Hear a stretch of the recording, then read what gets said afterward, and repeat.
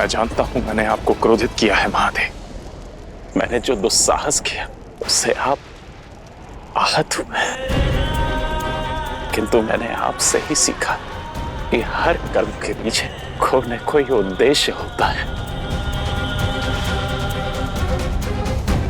मैंने जो भी किया उसके पीछे भी एक उद्देश्य था। उद्देश्य? कैसा उद्देश्य? मेरा उद्देश्य सती के साथ अनंत काल तक रहने का था।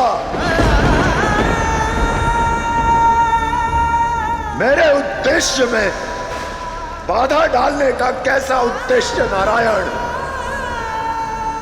मेरी सती के 51 टुकड़े करने का क्या उद्देश्य नारायण? नहीं महादेव, मेरा उद्देश्य वही था जो आपका उद्देश्य है, जन कल्याण का उद्देश्य। वही उद्देश्य जिसके लिए आपने हलाहल ग्रहण कर लिया था नीलकंठ।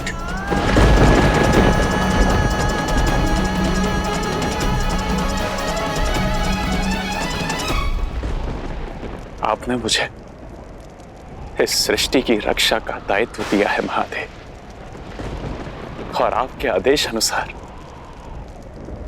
मैंने अपने कर्मों का निर्वाहन भी किया है। महादेव, आपने और आदि शक्ति ने इस सृष्टि की रचना की है। यदि आप इस सृष्टि को नष्ट कर देंगे तो आदि शक्ति के दोषी हो जाएंगे। कृपया इस सृष्टि को नष्ट ना करें महादेव। अभी आप क्रोधित हैं, शांत मन से सोचिए। आप भी जानते हैं कि मृत्यु ही अनंत सत्य है महादेव। यह शाश्वत सत्य है महादेव कि जो एक बार मृत्यु को प्राप्त हो जाता है उसे दूर जाना ही होता है, उसे साथ नहीं रख सकते। और यह भी सत्य है कि देवी सती आदि शक्ति तक पहुंचने की यात्रा को पूर्ण ना कर सकी। उनकी काया आदि शक्ति के तेज को धारण न कर पाई है।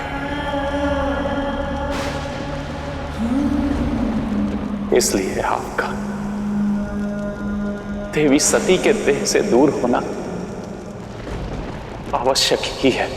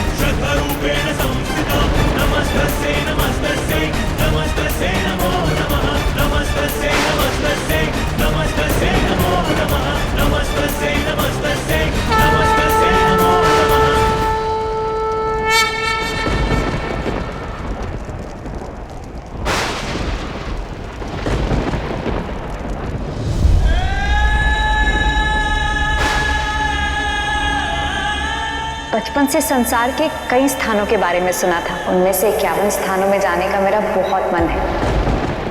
नहीं, मेरी सती मुझसे दूर नहीं हो सकती।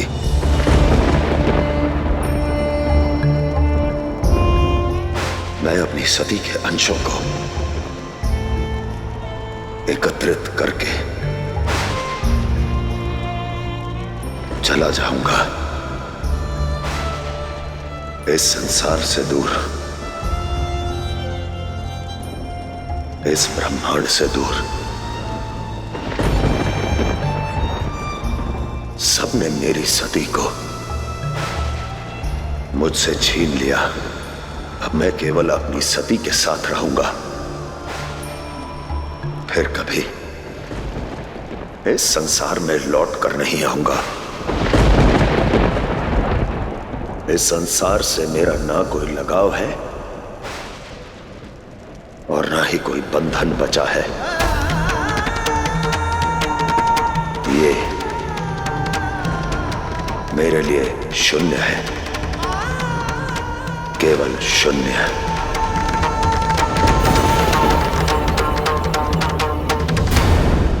आपकी बात मानकर मैं इस सृष्टि का विनाश रोकता हूं नारायण, विनाश रोकता हूं नारायण, विनाश रोकता हूं नारायण।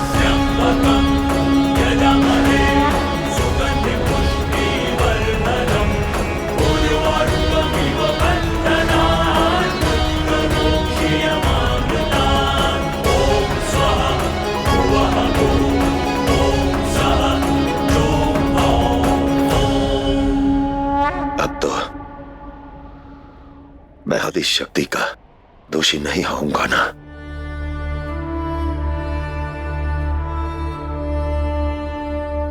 अब आप सभी संभालिए अपने इस संसार को, इस ब्रह्मांड को।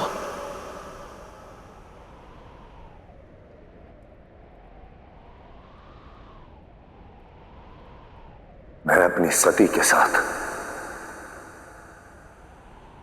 यहां से दूर चला जाऊंगा। नहीं महादेव,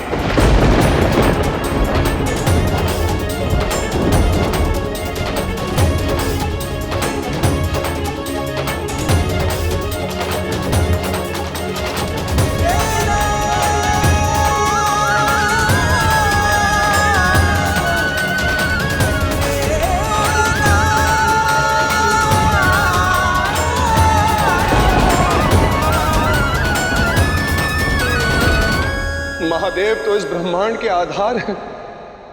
यदि इन्होंने इसे त्याग दिया तो अनर्थ हो जाएगा। माता, अनर्थ हो रहा है, बहुत बड़ा अनर्थ। शिव जी सदा सदा के लिए चले जा रहे हैं।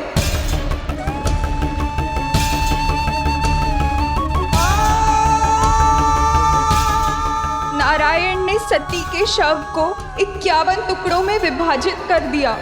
अब महादेव उन्हीं टुकड़ों को ढूंढकर इस ब्रह्मांड से सदा के लिए चले जा रहे हैं। ये क्या अनिष्ट पर अनिष्ट हो रहा है।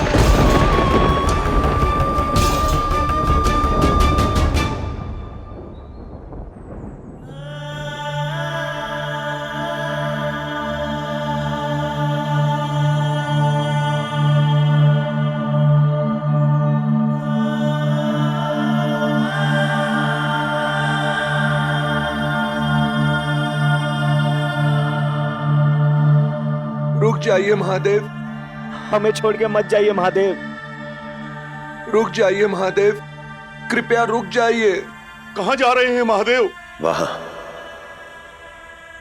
जहां मैं और मेरी सती सुख और शांति से रह सके, जहां हमारे अतिरिक्त वहां कोई और ना हो। नहीं चाहिए मुझे ऐसा संसार, ऐसा ब्रह्मांड जिसमें मेरी सती ना हो। रुक जाइए महादेव,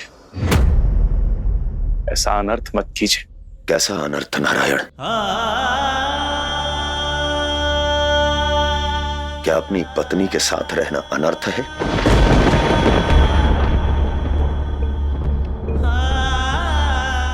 उनके बिना मेरे लिए सब कुछ व्यर्थ है। यदि आप ये ब्रह्मांड छोड़कर चले गए तो ये ब्रह्मांड कैसे चलेगा?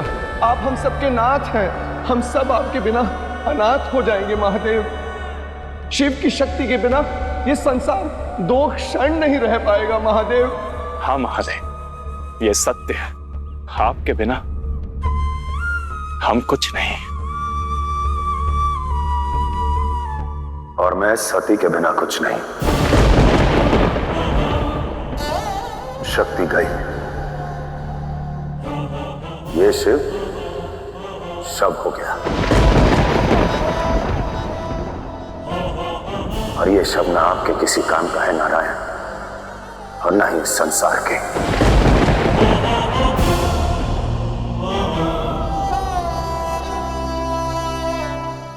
देवी, हे महादेव, देवी सती ने प्रेम के लिए, नारी सम्मान के लिए, पिता और पति की शत्रुता को समाप्त करने के लिए जो बलिदान दिया है, आप उस बलिदान को अमर कर दे महादेव।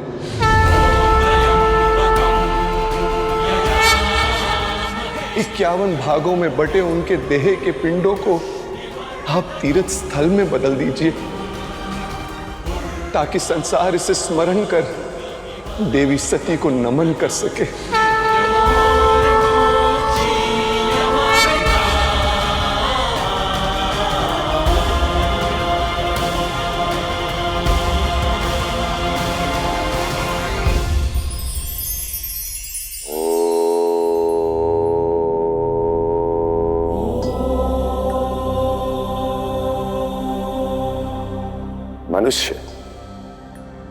मनुष्य की तुलना करते समय अधिकतर का दृष्टिकोण यह देखता है कि वो सफल है या असफल। पहली स्थिति, जब आपके पास कुछ भी नहीं, तब आपके धीरज की परख होती है, और जब आपके पास सब कुछ होता है, तब आपके संयमित व्यवहार और संतुलित व्यवहार की परख होती है। स्मरण रखिए, आपकी परिस्थितियां कभी भी आपकी सफलता असफलता को सुनिश्चित नहीं करती, अपितु आपके गुण, आपका धीरज, आपका संयमित व्यवहार यह सुनिश्चित करता है कि आप क्या पाएंगे, सब कुछ या कुछ भी नहीं।